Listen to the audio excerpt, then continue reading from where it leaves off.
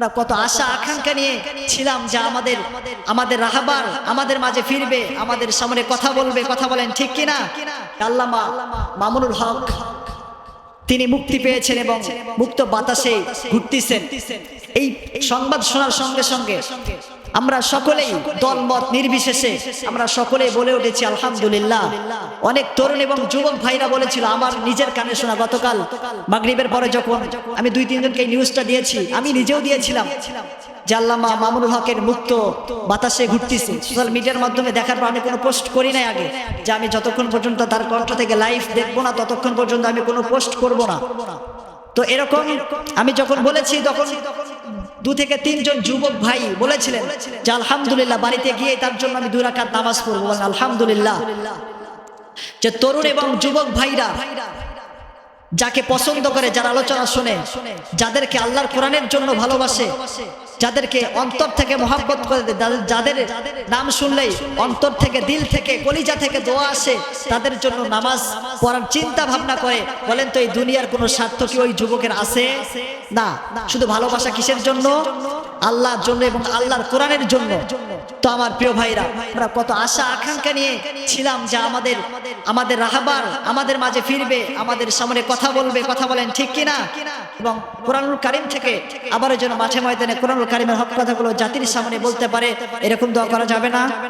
যাবে না ইনশাআল্লাহ। আল্লাহ তাআলা কবুল করুক, সকলে বলে আমিন। সম্মানিত মুআজ্জাজ হাজিরিন, আজকে আমাদের দুনিয়ার জমিনে আমরা এসেছি, আমরা কেউ থাকবো নাকি?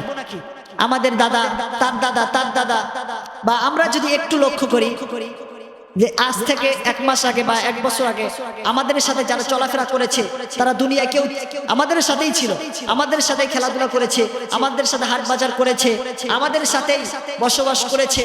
হঠাৎ তারা আল্লাহ তাআলা ডাকে চলে গিয়েছে।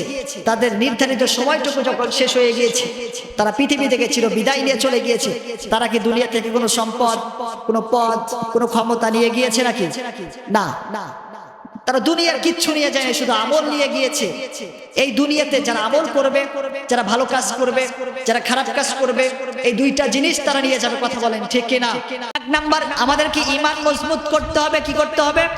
ঈমান মজবুত করতে হবে।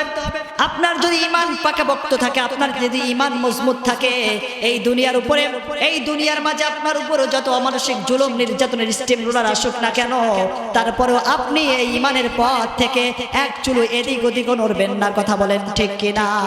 তার বাস্তব প্রমাণ হচ্ছে মাজলুম আলেমগণ। কথা বলেন ঠিক কিনা? যারা মুমিন বলে দাবি করেছে, যারা ইমানদার বলে দাবি করেছে, যারা ইমানের উপর ইস্তেকামাত ছিল, আছে, যারা থাকবে, তাদের উপর অমানসিক জুলুম নির্যাতন আসবে, তারপরেও এদিক ওদিক এক চুলো যাবে না। কথা বলেন ঠিক কিনা?